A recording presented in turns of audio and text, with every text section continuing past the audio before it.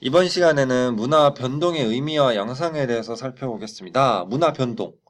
말 그대로 문화가 변화하는 거죠. 그럼 그 문화를 변화시키는 요인이 무엇인가에 따라서 그 문화 변동의 종류를 나눠볼 수 있는데요. 제가 교과서 119쪽부터 있는 내용이거든요. 그거를 제가 요약을 해서 좀 설명을 해드리도록 하겠습니다. 자, 보시면 문화 변동은 그 요인에 따라서 내재적 변동과 외재적 변동이 있고요. 외재적 변동을 우리는 접촉적 변동이라고도 쓰고, 그것보다 더 많이 쓰이는 말이 문화접변이에요. 문화접변. 그러니까 뭐와 접해서 변화하는 거죠. 그렇죠? 내재적 변동을 일으키는 요인에는 크게 발견과 발명이 있어요. 그래서 발견과 발명은 어떤 차이가 있을까요? 발견은 기존에 있던 것을 찾아내는 거예요. 반면에 발명은 기존에 없던 것을 만들어내는 거죠. 이해하시죠? 예를 들어서 발견, 불. 인류에게 불의 발견은 정말 엄청난 사건이었죠. 음식을 데펴 먹을 수 있다. 따뜻하게 할 수 있다. 이거 엄청난 발견이었어요. 근데 불이라는 것이 인간이 발명해낸 건 아니죠. 자연 속에 있던 것을 인간이 우연히 발견해서 쓰게 되는 거예요. 그렇죠? 반면에 발명. 인류의 또 중요한 발명이 뭐가 있을까요? 바퀴벌레가 아니라요. 동그란 바퀴 있죠? 이거 인류가 이 바퀴를 발명하게 된 건 정말 굉장한 일이었어요. 정말 인류의 역사를 바꾸는 발명이었죠. 그렇죠? 근데 발명은 또 1차적 발명과 2차적 발명이 있어요. 교과서에는 안 나와 있죠? 그래서 1차적 발명은 제가 방금 예로 들었던 바퀴와 같이 뭔가를 정말 처음으로 만들어낸 게 1차적 발명이고 2차적 발명은 이 1차적 발명을 통해서 만들어낸 걸 가지고 이것보다 좀 더 복잡한 뭔가를 만들어내는 거예요. 그래서 바퀴라는 1차적 발명이 만들어진 다음에 그 다음에 뭘 만들었냐면 수레라는 걸 만들었죠. 그래서 사람들이 수레를 통해서 짐을 옮기면 정말 편리하다는 걸 깨닫게 된 거예요. 이런 거는 바로 2차적 발명에 해당되겠죠.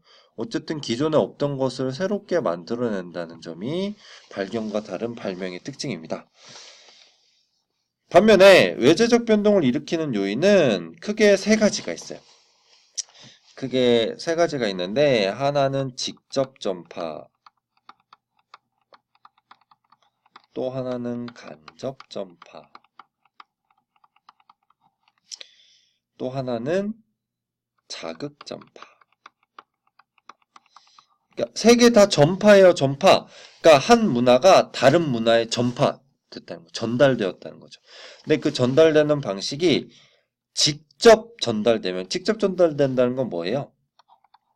그렇죠? 사람에서 사람으로. 그러니까 사람이 직접 가는 거야. 직접 가서 뭔가를 전해주거나 직접 가져오면 그것이 직접 전파예요. 우리 역사 속에서 문익점 아저씨가 어, 춥게 지내는 우리 민족 그 서민들을 살리기 위해서 중국에서 몰래 붓껍질에 그 안에 그 모카씨를 넣어 갖고 오잖아요. 그 문익점이 직접 가져오는 거죠. 직접 전파죠, 직접 전파. 그래서 우리가 면화, 의류, 면으로 만든 그 옷들을 만들어 입을 수 있게 되는 중요한 계기가 되는 거죠. 반면에 간접 전파는 사람이 직접 갖다 주는 건 아니고요. 무언가를 통해서 간접적으로 전파되는 거예요. 뭐를 통해서 전파되는 걸까요? 매체, 미디어를 통해서 전파되면 우리는 그걸 간접 전파라고 해요. 특히 지금 미디어가 발전했잖아요. 그래서 인터넷이나 TV나 라디오를 통해서 대표적인 사례가 그거죠. 한류 드라마.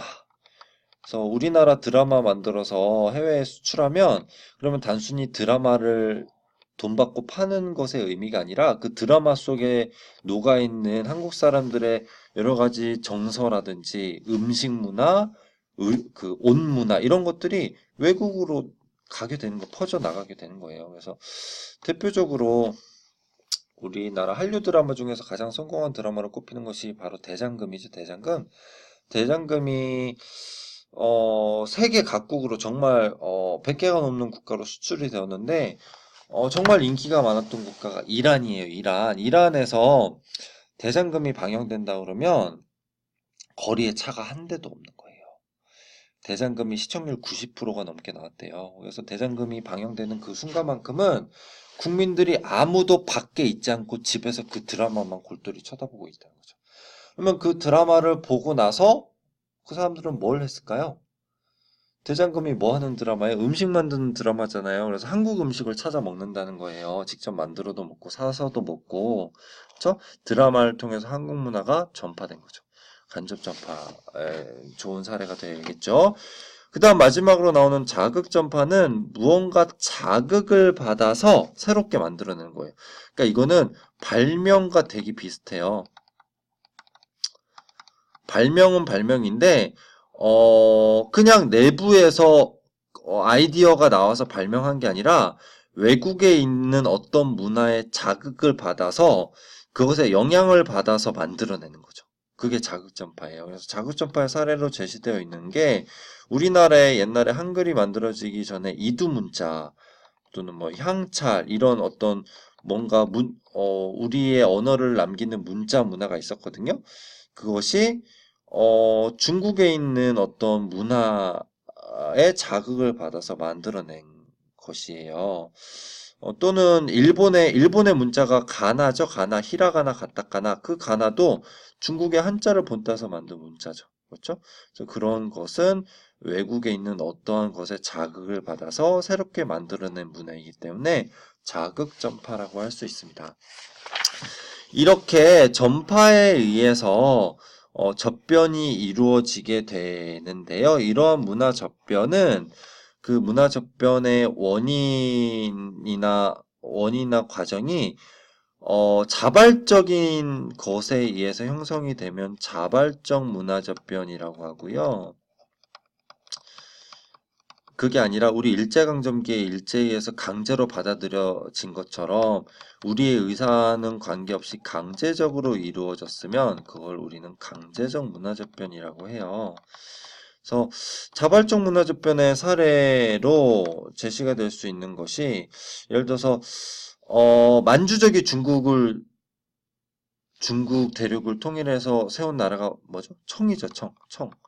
청나라를 만주족이 세웠는데 만주족이 원래 고유의 언어 만주어가 있었어요. 그런데 만주족이 청나라를 세우고 나서 생활을 하면서 보니까 한족이 쓰던 그 한자들 그 중국어가 굉장히 쓰기 편한 거예요. 지금 우리 중국어 말하는 그 한자가. 그래서 자기네 언어인 만주어를 버리고 한자로 통일시켰어요. 만주어는 없어졌어요, 지금. 자발적 문화조변이죠. 만주족이 스스로 자발적으로 한족들의 문화를 받아들인 거예요. 반면에 강제적 문화조변은 제가 아까 예로 들었던 일제가 우리에게 이름을 일본 이름으로 바꾸게 하고 또 일본어 교육을 시켜. 만약에 우리나라가 일본에 계속 강점당해 있는 상황이었다면 우리의 한글은 사라졌겠죠. 우리의 국어는 일본어가 되었을 거예요. 그러면 그것은 강제적 문화조변이 되겠죠. 그렇죠? 강제적 문화조변의 대표적인 사례로 또 등장하는 것이 서양 사람들이 아메리카 대륙으로 건너와서 인디언 문화를 말살시키고 서양의 문화를 전파했던 것이라든지 또는 뭐 필리핀이 지금 대부분의 국민들이 가톨릭을 믿고 있잖아요. 그런데 그 가톨릭이 처음에 전파되는 과정을 살펴보면 이제 마젤란 그 이후에 그 스페인의 선교사들이 건너와서 강제적으로 그 천주교를 믿게 하는 측면이 있었죠. 그래서 그런 부분들은 강제적 문화 접변의 성격을 가지고 있다라고 할 수 있겠습니다. 이러한 문화 접변의 결과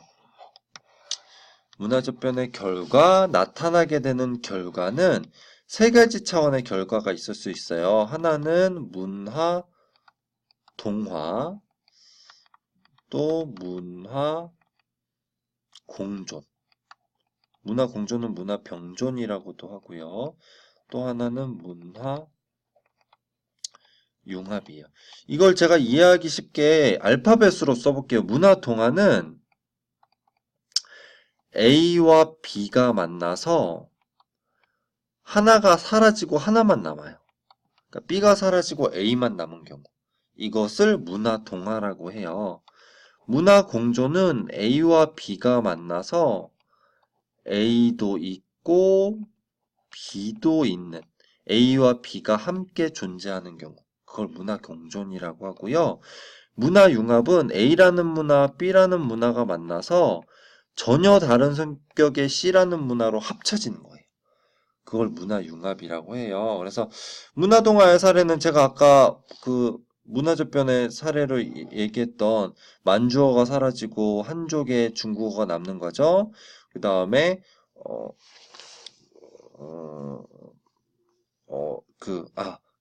인디언들, 아메리카 인디언들의 문화가 사라지고 서양의 문화로 통일되는 과정, 문화 동화의 사례라고 볼 수 있겠죠.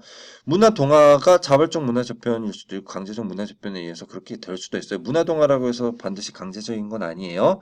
그다음에 문화 공존의 사례는 우리나라의 종교를 예로 들게요. 우리나라의 종교 불교, 개신교, 천주교, 그다음에 뭐 원불교, 대종교 이런 다양한 종교들이 서로 화합하면서 공존하고 있죠. 대단히 독특한 문화예요. 우리나라의 종교들이 공존하는 것 대표적인 문화 공존의 사례라고 볼 수 있고요. 문화 융합의 사례로 제가 주로 드는 예시가 한국의 결혼. 한국의 결혼 문화를 보면요. 처음에 신랑 신부가 입장해서 딴따단 하고 주례사 듣고 다시 퇴장하고 하는 그 과정은 서양식 결혼이죠. 서양식 결혼. 서양식 결혼 문화로 결혼을 한 다음에 그 다음에 뭐 해요? 패백 드려요. 부모님께 절하죠.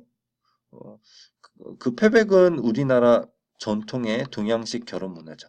그래서 서양식 결혼 문화와 동양식 결혼 문화가 만나서 전혀 새로운 성격의 결혼 문화가 창조되었기 때문에 문화 융합에 좋은 사례가 되겠어요. 뭐 교과서에 제시되어 있는 사례 중에 하나는 흑인 문화와 백인 문화가 만나서 재즈라는 독특한 음악 문화가 나타나게 되었다. 뭐 이제 그런 사례가 제시되어 있어요. 그래서 이 문화 변동의 요인에 따른 문화 변동의 그 종류 구분, 그 다음에 그 문화 접변의 원인이나 과정이 강제적이냐 아니냐에 따라서 나눌 수 있는 구분, 그리고 그 문화 접변의 결과에 따라서 나타나게 되는 결과에 따른 구분. 해서 오늘 문화 변동에 대한 이론적인 내용들을 모두 다 정리해 보았습니다. 다음 시간에는 문화 변동에 따라서 어떠한 문제점들이 나타나고 그 문제점들에 대해서 우리가 어떻게 대응하면 좋을지에 대한 내용을 다루도록 하겠습니다. 오늘 수업 듣느라 고생 많으셨어요.